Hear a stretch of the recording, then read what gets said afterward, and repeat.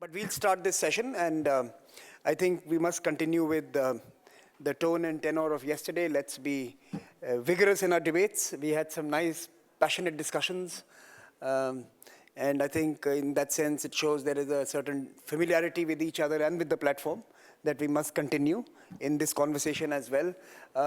We have now made this into a slightly different format. Only the believers remain behind. The others have left. So we are going to be 150 people who actually are interested in the subject through the day. And of course, many of you are going to saunter off. But it's a pit style. And I will request the moderators to engage more with the audience.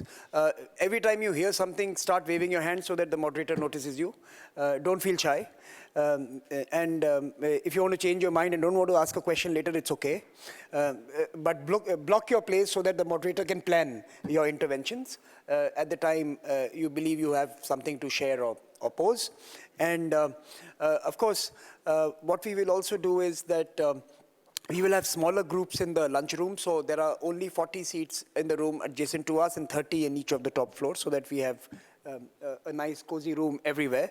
So please pick your rooms as you move towards lunch. It's still first come, first serve, and Akhil will be making the housekeeping announcements as we begin the day.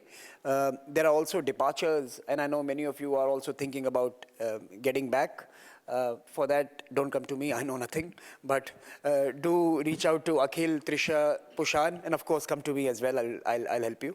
But they are the wiser ones, and they have the sheets and lists, and they can guide you. With that, Ajijola, can I hand it over to you? Yes. And let me introduce him. He's a remarkable person. He's someone who's worked on this sector for very, very long. He's been the Chief Information Officer, the CERT Officer for OIC, for his country, for various institutions. He currently sits on the Global Commission for Cyberspace Stability, and in a few months he will be part of a report that comes out, which is hopefully going to be suggesting a framework of norms and codes and laws that may in the future manage the digital space. Ajijola, over to you. Thank you very much, sir. Bismillah ar-Rahman ar-Rahim. Assalamu alaikum. First of all, let me start by thanking His Majesty King Mohammed VI and the people of Morocco for allowing the ORF to organize this event, for inviting us here to this lovely city of Tangier. Really, it is fitting that we are here in Morocco to discuss digital issues, digital rights. And by digital, we mean knowledge. So we're talking about issues relating to the knowledge economy, knowledge development, the knowledge society, indeed, even knowledge workers. And one of the reasons this is fitting is that in a city in Morocco called Fez, the first university in the world was founded. This is about knowledge. And interestingly, for some of us in the audience, it was founded by a pioneering woman. And therefore, Moroccan history, and indeed by extension, African history, has much to teach the world. And indeed, I can summarize this for those who understand Arabic with a single word, Ikra. And in Arabic, for the non-Arabic speakers, that means read, seek knowledge. So as we discuss the topic today, or this morning, of emerging voices and popular movements for peace in cyberspace, I believe that this eminent panel will tell us why it's important. I hope they will tell us where we are. I hope they will tell us where we need to go, what needs to be done, and if possible, how. I expect the panel to also give us some suggestions on the next steps in order to grow this movement. The profiles of the panelists are in the event brochure, so we're not going to take time introducing them. I think we'll get the introductions from that brochure, but more importantly, by the content of what they have to say. So let's hit the ground running. And if I may, Jarius, can I start with you? What the heck is internet health, and why is it important? Well, internet health is a a way to sum up a lot of the complicated things about how the internet operates. It's kind of like, if you talk about the environment, you're not talking about deforestation by itself. You're not talking about global warming by itself. You're putting it all together because it's an ecosystem, and together we can look at it as an environment. And so internet health is a way of saying all of the things about the internet that contribute to the safety of it, that contribute to whether people can access it freely and have healthy communities online. So it's things like web literacy, how open is it, how many people control it, how safe is it.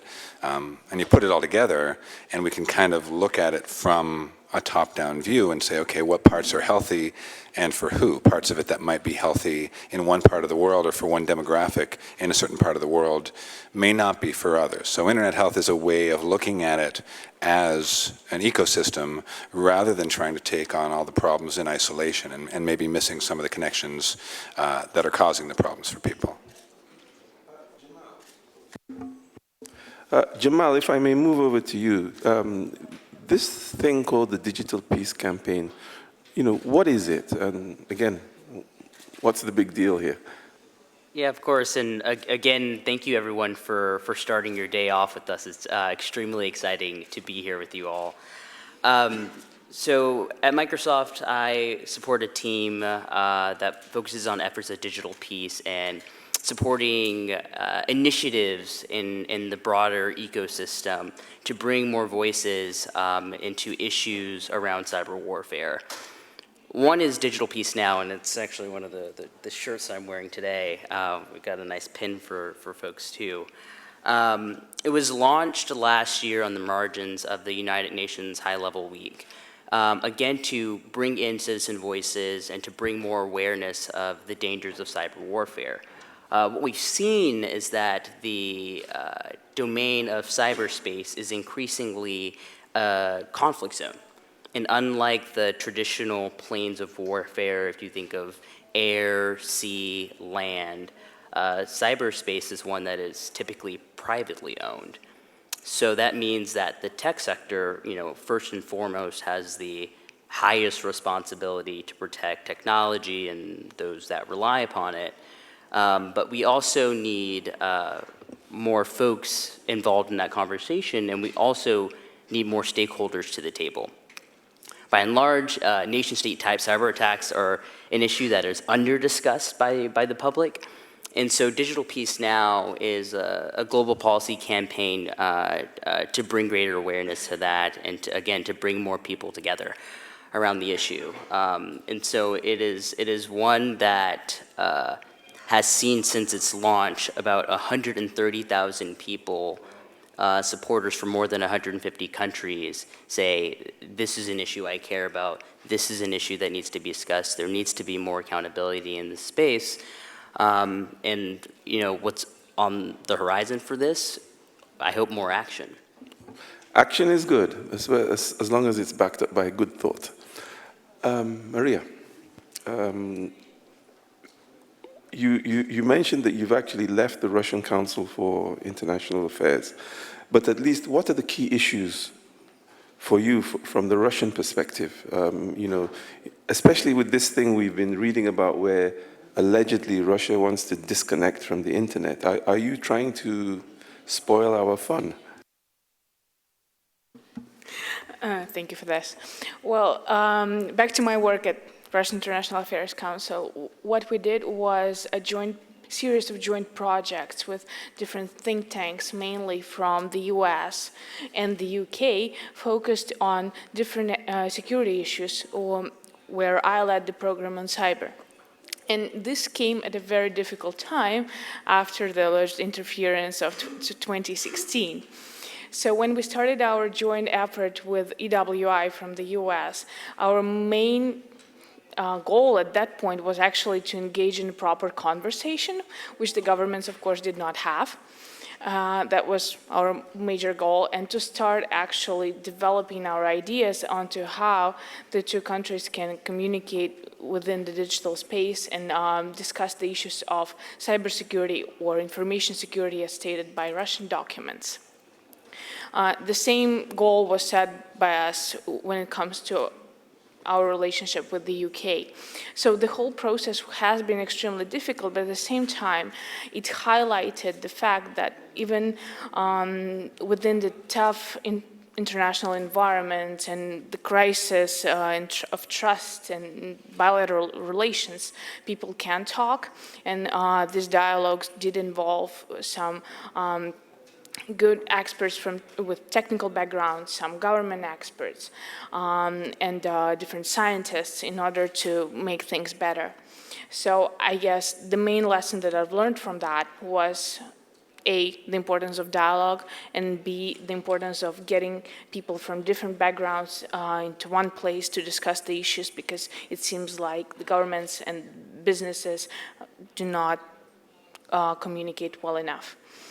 When it comes to your question on disconnecting from the internet, yes, indeed, on May 1st, Vladimir Putin signed a law on secure operation of Russian segment of internet, which is called by a lot of people as sovereign internet.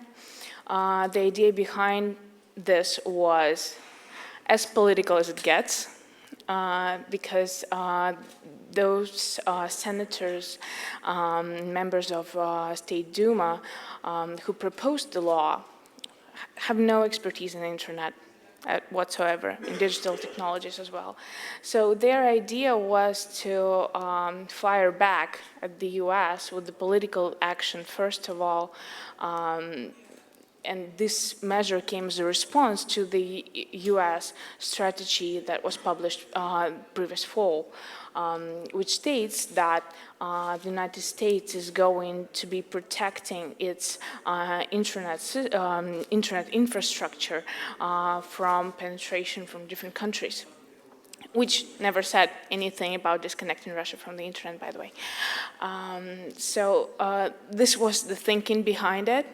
And at the moment, we're still trying to figure out how this law is going to be implemented. There are over 30 laws that have to be implemented, like sub-laws to it. There are supposed to be major spending on the whole thing, but the wording within the document is so vague that a lot of technical experts have big issues with it. And if you ask me if we're going to disconnect from the global internet, no, we're not. Okay. This is not the thing behind it. Thank you. So it sounds like politicians trying to be technical people. Ingrid, I'm so happy to meet you. You have been doing some work with Sir Tim Berners-Lee, and I think for many of us, he is one of the icons. So by osmosis, we are meeting with Tim Berners-Lee. He has recently espoused something called a contract for the web. What is it? Why is it important? What are its objectives? You know, where is he going with, or where are you going by osmosis with this? Thank you so much. What an honor to be here today and to speak to you all about this very important topic. And I think we're at a real turning point in history where conversations about peace and collaboration in cyberspace are really extremely vital. When Sir Tim Berners-Lee invented the web, he invented this amazing platform based on a spirit of and principles of openness, of universality, and of collaboration. And it's really these principles that have brought us and the web to a place where we are today, where we've all, those who are connected, have experienced so many amazing benefits and the growth of global community and solidarity and new economic opportunities and political participation. At the Web Foundation, we advocate for an open web that is a human right and a public good. And just a few months ago, on March 12th, we celebrated the web's 30th birthday. And I think it's very important to reflect on where we are now in its 30th year. 50% of the world is now connected to the internet, is online, and that's quite amazing to think about. But it's also indicating that we have a long way to go because 50% of the world is not connected to the internet. And there are pervasive and vast digital divides that are replicating the very inequalities that we see in the world today. Inequalities related to income, to gender, to political voice and power and representation. Across Africa, for example, just 25% of the population is connected to the internet. Of that, just 18% are women. So, yes, we've come a long way, but there's also a very long way to go. And there are major challenges, particularly around affordability. At the Web Foundation, we drive an initiative called the Alliance for Affordable Internet, which is a global coalition of governments, companies, and civil society working on policy and regulatory reform to bring down the cost of internet. And in our research, we found that in 60% of countries, the internet is unaffordable to a majority of the population. And we define affordability as 1 gig of data as being no more than 2% of average national incomes. Across Africa, we've seen the increase in taxes, social media taxes, blogging taxes. We've seen high incidences of internet shutdowns across the continent. 46 internet shutdowns actually in the last 2 years. And so we're at a point where, yes, the internet is an incredible tool and resource for our political and economic and social participation and empowerment, but it's also being used by governments to close civic space and really to evade their responsibilities to us as citizens in terms of their protecting of our human rights. So we have launched a contract for the web, which outlines the responsibilities that governments, companies, and citizens must take to really safeguard the future of the web as a positive tool and a force for humanity. Thank you. Excellent. If I may go back to Jarius, we're talking about now the emerging voices and the popular movements, especially for peace in cyberspace. And a lot of these voices, a lot of these movements are actually very concerned about how do we enhance privacy, how do we ensure reasonable security, how do we make sure there's a high degree of openness, decentralization, web literacy, and of course, digital inclusion. And so really the question I think we need to ask you is, what's Mozilla doing to contribute to this process? Right. So I work for the Mozilla Foundation. If you may be familiar with Mozilla, we make Firefox. Fine if you don't use it. It's fast now, but So I work on the Internet Health Report, which is an annual report where we try and look at the stories and the research. So we speak to scientists, we speak to fellows, we speak to researchers, we speak to journalists, and we try and put together a compilation, an open source compilation of all of this put together to take a look at how the internet is evolving for people across these different axes that we look at, that we call for internet health. But this is kind of compiling a lot of the work that's already going on. We have a responsible computer science challenge where we give away $3.5 million to computer science projects that are looking to embed ethics into computer science programs. We have millions of dollars worth of fellowships every year where we embed people doing research on the web or research anything from misinformation to engineering, where we will, in some cases, embed them with host organizations. We do free training for people working in open leadership who would like to work in open leadership areas with mentorship.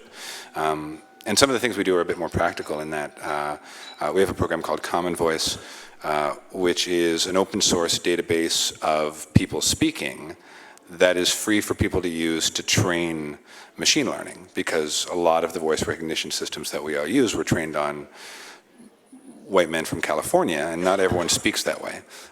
So it's an open source database that anyone can log into, say a few words, and contribute to. so that way voice recognition works better for people. So the approach that we're trying to take is that a lot of the things that seem to be concerning coming down the pipe have to do with the implementation of machine learning. And so with the Internet Health Report and with a lot of the direction of the work that we're doing with awards and fellowships, we're trying to look at how can we take the work that's being done and redirect it so that as it becomes more popular and as more people use it, we're not seeing it cause the kind of unintended side effects that we're seeing today, but instead we can be intentional about the way these programs work and these algorithms work so that they make life better for all the people using them. Thank you very much. Although some say, you know, it's good to have this voice database because white men from California can't jump. We're going to go to the audience after this round, so please be ready to have some questions in your pockets. Jamal, we've read a bit about something that I think President Macron of France initiated, the Paris Call. And I think there are well over about 420 signatories. So I guess many of those signatories are part of those emerging voices and the movements that we are focusing on this morning. But having signed this declaration, what next? Yeah, well, what you reference here is a really meaningful moment in time where, in fact, today there's more than 500 signatories to the Paris Call for Trust and Security in Cyberspace. It's, you know, one of the first multi-stakeholder declarations of its kind where you have governments, civil society organizations, and academics, as well as companies coming together to commit to a set of principles for cybersecurity.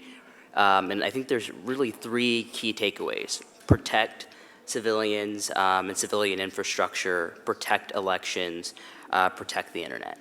And wow.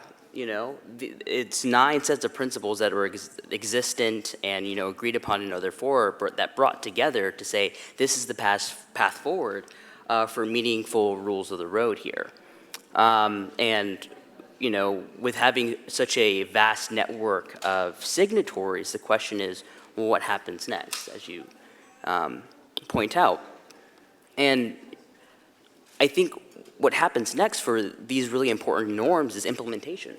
How do we make the Paris Call real? How do we make it such that it's not just a declaration that is signed and then we wash our hands and walk away, but rather how do we increase the momentum for these important norms? And I think in the next phase, at least for us as a signatory, you know, we want to see these cybersecurity commitments be implemented in a more meaningful and fulsome way. And so what we can hope for is champions of that, more collaboration amongst these signatories, and even an expansion of those signatories as well for those who haven't signed it yet. Okay, I want to follow up a little bit. So how do you incorporate, in terms of these next steps, those emerging movements and the new voices?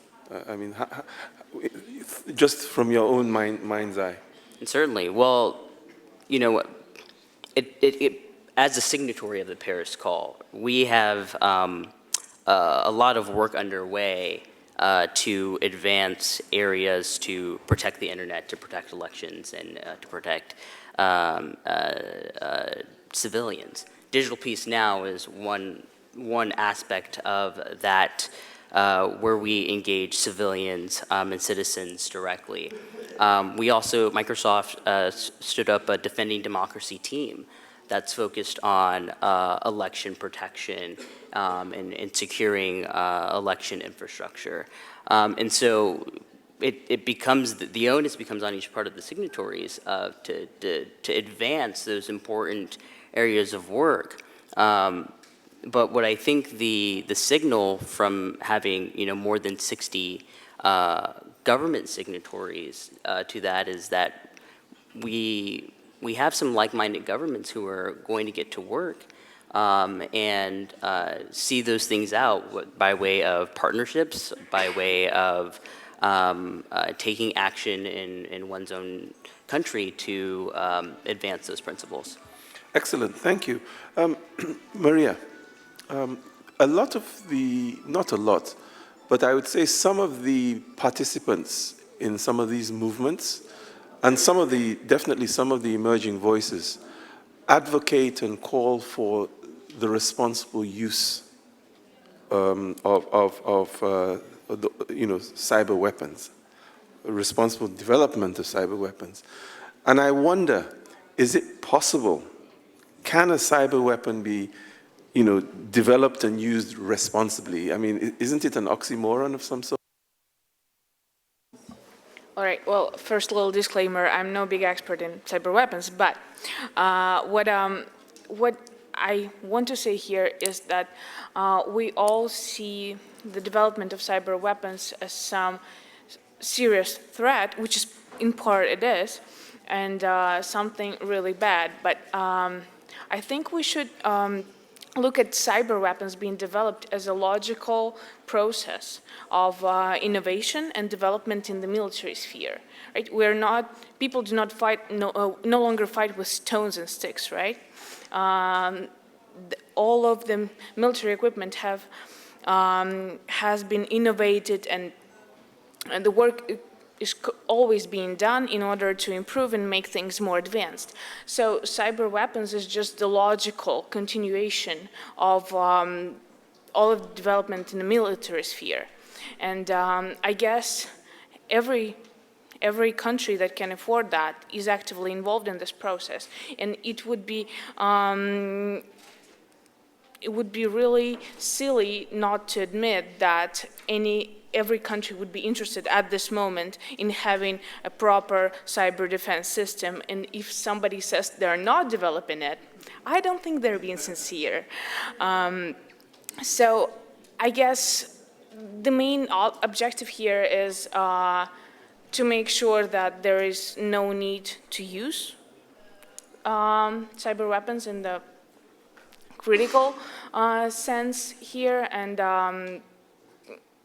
I guess a lot of people suggested having some sort of regime, like we have non-proliferation regime, things like that, to develop something similar when it comes to cyber weapons. And a lot of governments said that, hey, this is not possible. We cannot tell you what kind of cyber weapons we have, because if we make it public, then there is no sense in having it whatsoever.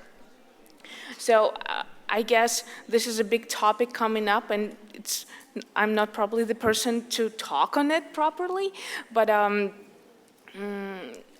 think people should be aware that, A, this is happening, but do not overemphasize the importance of it, I guess.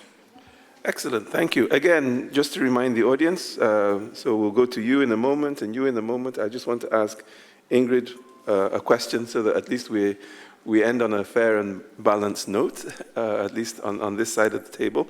Ingrid, these popular movements, one would argue that the foundation you're in is part of that movement, part of some, I think you're a little more than an emerging voice. I think you're a strong voice. But having said that, can you give us some insights into the kind of conversations that are not only happening within your foundation, but within some of those movements? What are they talking about? What are we talking about? Absolutely, and that's such an excellent question, because when we think about emerging voices, we really have to have a conversation about power and representation and narrative. And there are, various movements and organizations that are engaged in the policymaking process. And at the Web Foundation, for example, we work with governments to train ministries of telecommunication, ministries of education and gender on, for example, gender-responsive policymaking.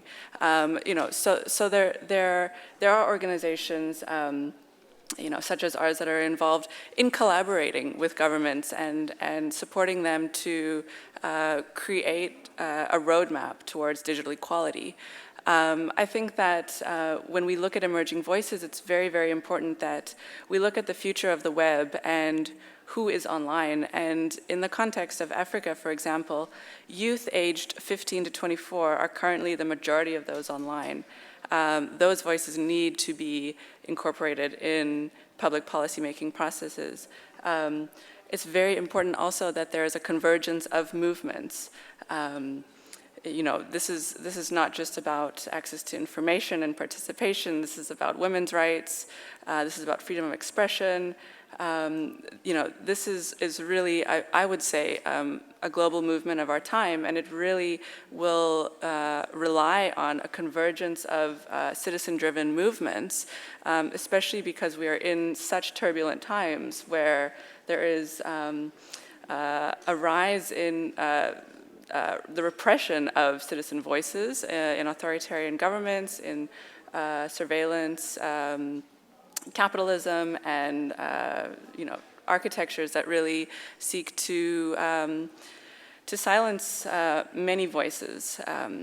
And so I think that it's really important when we speak about global movements that we think about who has a seat at the table, and we challenge leadership, and that we as individuals and in our communities, we encourage people to learn about and take a stance on this as the future of information and knowledge and global community in an open web. Excellent. Thank you very much, sir. I saw your hand up a little earlier. Let's start with you, then we'll move to the other gentleman.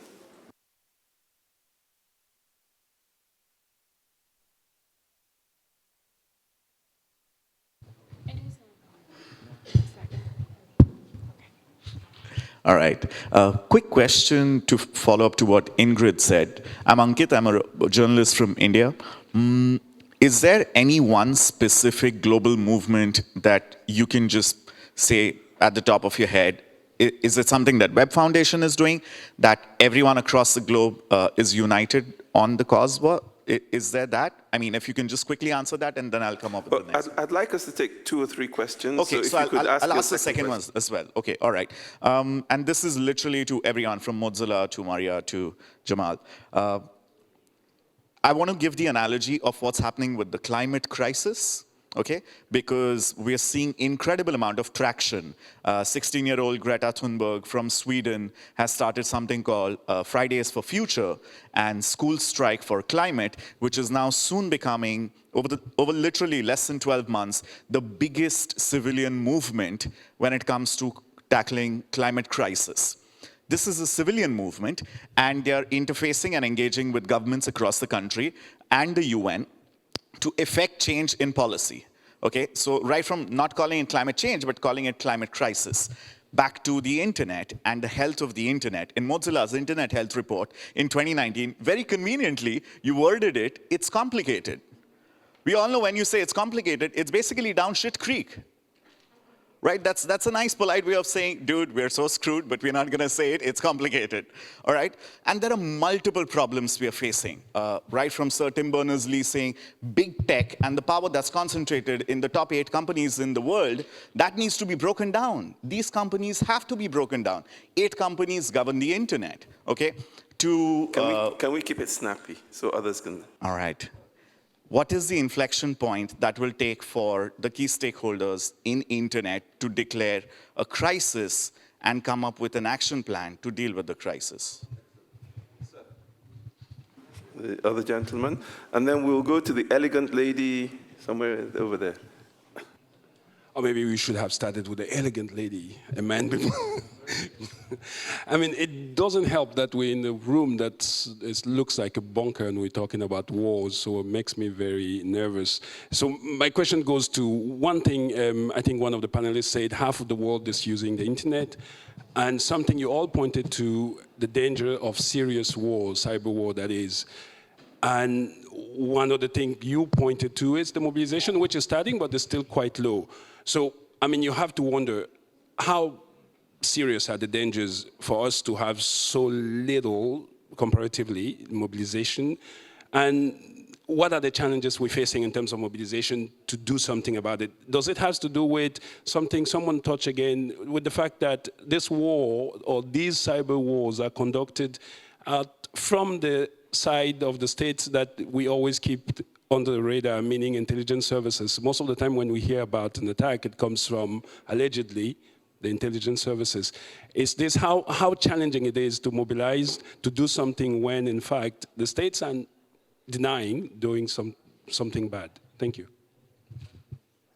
Thank you. There was an elegant lady with the afro over there, please.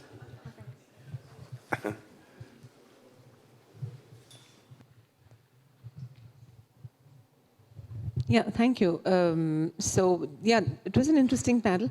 I have just one question to Jarius. You mentioned the stakeholders that you're connecting to put out the report, but I didn't hear patients. And the reason I signal this is simply because when we put out reports and we're trying to occupy space, mind space in your case, is it important to also get in people to whom it matters? That's what Greta Thunberg is doing, basically breaking the walls of conversations and trying to have a different conversation. So would that be something useful? Well, can I start with Ingrid, since there was a point?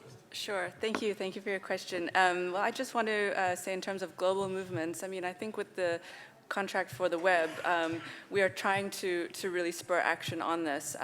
We have a series of 5 working groups, which look specifically at access, openness, privacy and data rights, positive tech, and the last working group is on public action. So I think that's, we encourage you and all of your organizations and people in your communities to join the Contract for the Web.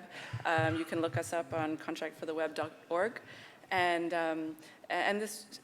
this seeks to serve as really a public accountability tool because so many decisions, both from government and companies, are devoid of any public accountability and public dialogue. And so we do hope that you will join us in the Contract for the Web. Thank you. If I may very quickly, before I go to Jarius, Jamal, the gentleman mentioned something about what is the inflection point? I think that. I think the sort of the themes across the questions is, both what is are we at an inflection point? What will be the inflection point? What will it take? It's often said we have not, experienced or seen a digital Pearl Harbor to shake the world in such a way that throws us into, a global crisis or the rallying cry that we've seen for other peace movements in our history. When it comes to the dangers of cyber war, for Microsoft, one of the biggest wake-up calls was in 2017 for the WannaCry cyber attack, which impacted hundreds of thousands of computers, which hospital appointments were canceled in a widespread way, where you can see fundamentally that what happens on the online world bears impact and real effects in the physical world, right? We're talking about the mission critical functionings of society that underpin everything that we do, touches public infrastructure and touches every aspect of our private lives. So the threat and concern is real, and it is, the onus is on, tech companies, I think, to help ring the alarm and spread more awareness of this, because we can't really afford for it to get that bad. We can't afford for there to be, a digital Pearl Harbor. And so what we need is meaningful rules of the road to govern this space, and we need meaningful accountability. But it can't be done by any one actor alone. Okay. Simply put, it can't be. Okay. So that's what underscores the multi-stakeholder approach that I think is so important, that I think we're seeing across a lot of these popular movements and emerging voices that are coming together in this space. Jarius, I think you have maybe at least two and a half questions. 2.5 at least, yeah. I guess first on the topic of kind of using reports to break down walls. So one of the things we did, at least with the Internet Health Report, is we released it under an open source license. So anyone can take information in it, they can adapt it, they can reuse it, they can use it in their own reports.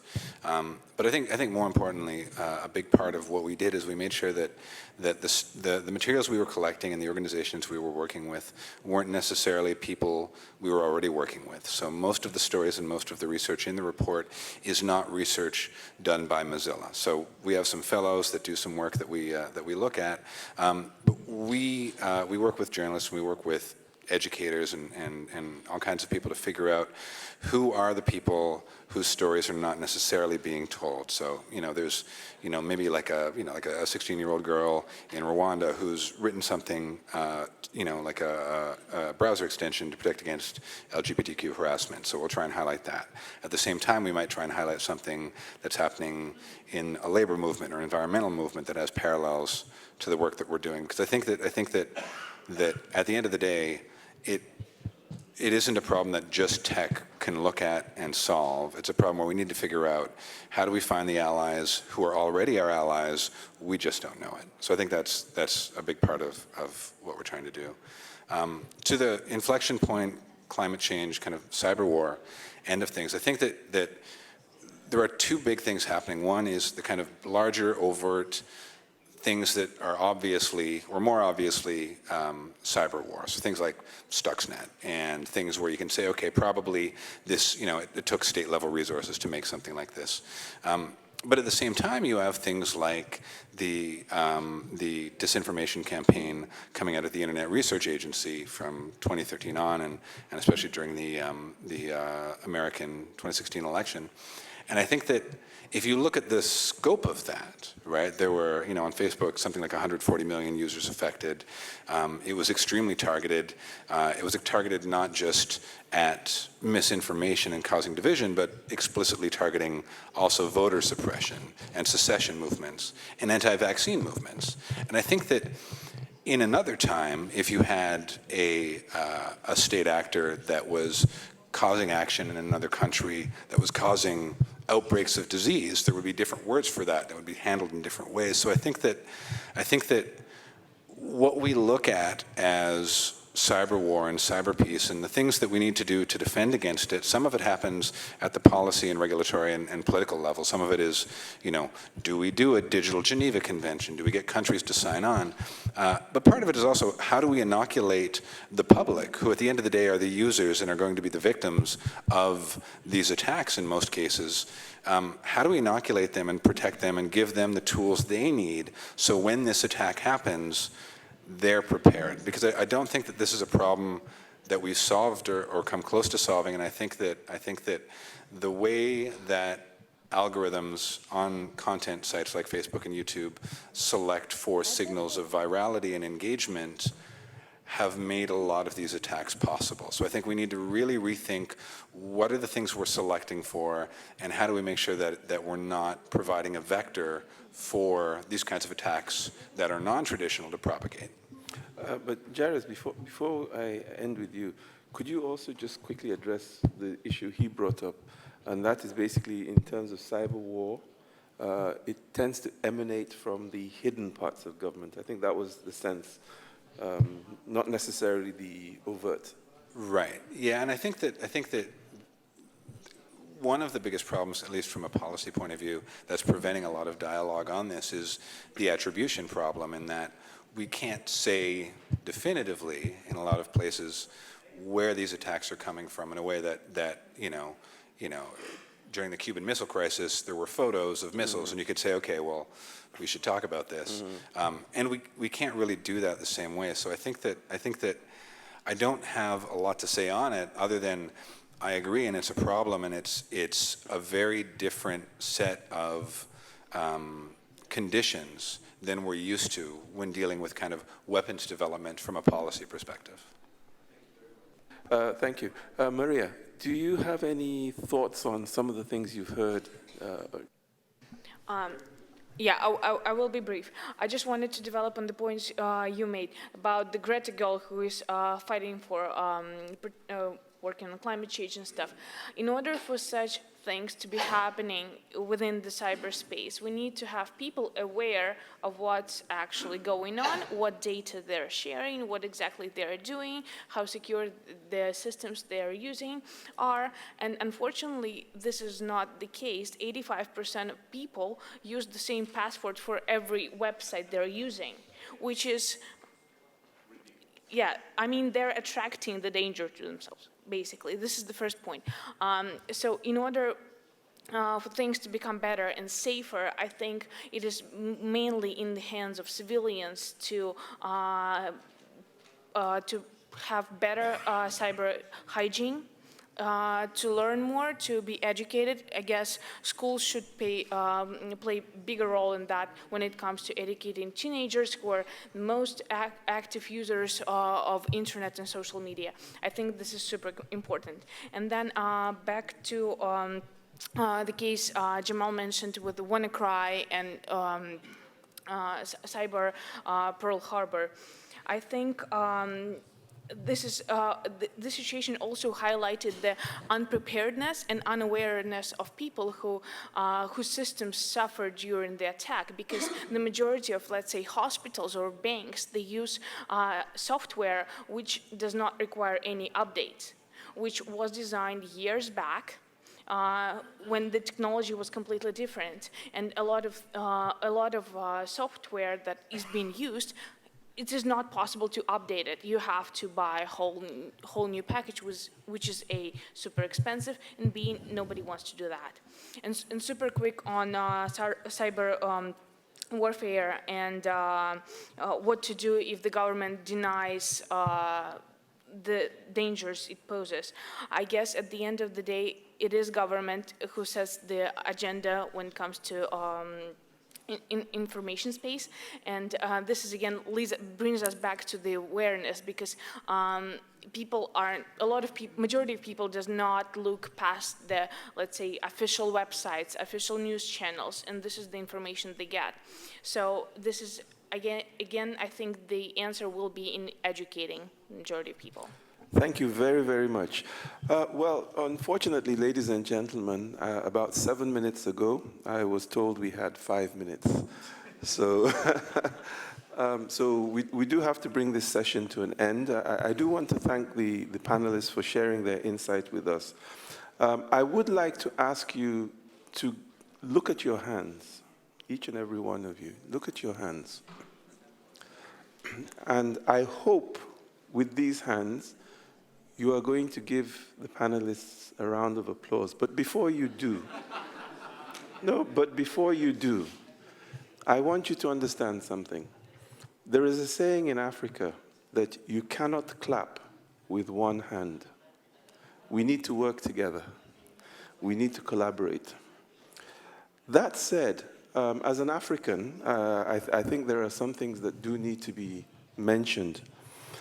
We've spoken about issues of cyber warfare. We've implied about the issues of artificial intelligence. And really, my question to myself, and particularly the Africans in the audience, with regards to cyber warfare, with regards to artificial intelligence, what's our philosophy? What's our strategy? What are our ethics?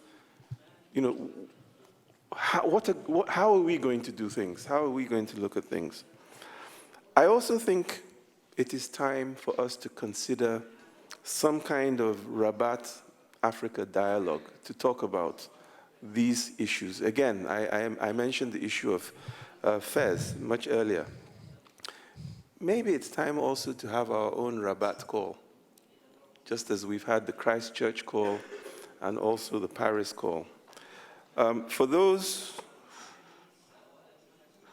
who want to think about it in Morocco, maybe it's time to call on humanity and humaneness in cyberspace.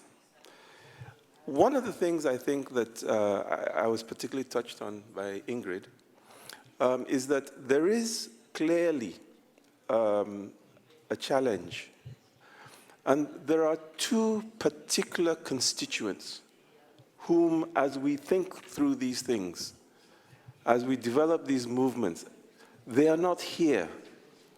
They are not part of that global dialogue. And these constituents are, one, the unconnected. As Ingrid said, many of them are women in Africa.